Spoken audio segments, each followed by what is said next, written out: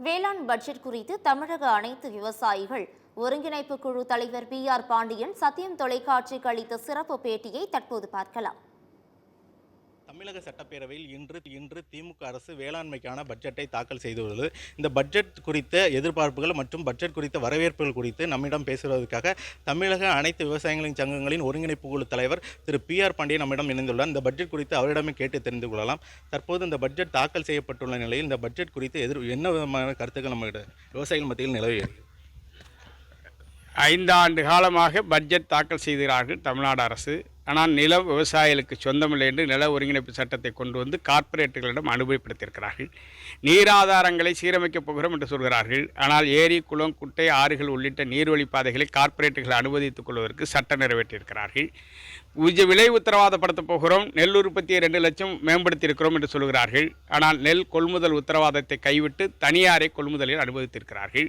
இப்படி ஒட்டுமொத்தமாக விவசாயிகளுக்கு எதிரான கொள்கைகளையே சட்டங்களாக நிறைவேற்றிவிட்டு திட்டங்களாக பட்ஜெட்டில் காகித பட்ஜெட்டாக அறிவிக்கிறது மட்டுமே வாடிக்கையாக தமிழ்நாடு அரசு கொண்டிருக்கிறது. 44,661 கோடி ரூபாய்க்கு திட்டங்கள் பட்ஜெட்டில் இடம்பெற்றிருக்கிறது.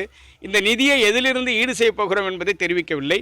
பட்ஜெட் தாக்கலுக்கு முன்னதாக மத்திய அரசுடைய வேளாண் துறை, உணவுத்துறை, நீர்ப்பாசனத்துறை அமைச்சர்களையாவது சந்தித்து பேச வேண்டும், நிதியமைச்சராவது சந்தித்து பேச வேண்டும். ஆனால் எந்த ஒரு கலந்துரையாடல் இல்லாமல் இவர் விருப்பத்திற்கு தோன்றியதை படித்துக் கொண்டிருக்கிறார். ஆகவே இந்த படிப்பதால் மட்டும் விவசாயிகளுக்கு பயனளிக்காது, நிதி ஒதுக்குவதால் தான் விவசாயிகள் பரம்பர முடியும். மேலும் இந்த பட்ஜெட்டில் வரவேற்கக்கூடிய திட்டங்கள் என்ன விவசாயிகளுக்கு எதுவும் இருக்கா? வரவேற்கக்கூடிய திட்டங்கள் குறித்து ஏதாவது கருத்துக்கள்? வரவேற்கக்கூடிய வகையில் 7 புதிய விதை உற்பத்தி நிலையங்கள், சுத்திகரிப்பு நிலையங்கள் உருவாக்கப் போகிறோம் என்று சொல்கிறார்கள். 209 கோடி ஒதுக்கீடு செய்து விதை உற்பத்தி செய்ய போகிறோம் என்று சொல்கிறார்கள். நுண்ணுயிர் பாசன திட்டத்திற்கு 1168 கோடி சொல்லியிருக்கிறார்கள்.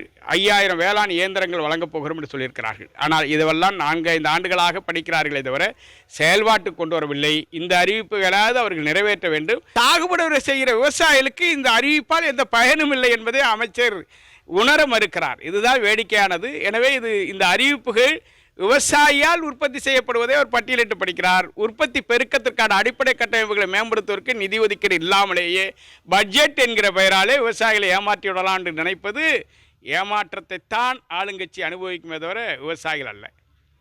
ஒட்டுமொத்தமாக தமிழக அரசு தாக்கல் செய்யக்கூடிய பட்ஜெட்டானது விவசாயிகளை ஏமாற்றும் விதமாக அமைந்திருக்கக்கூடியது என்பதே இவருடைய கருத்தாக இருக்கிறது. சத்தியம் செய்திகளுக்காக தென்காசி மாவட்டத்திலிருந்து சம்பத்.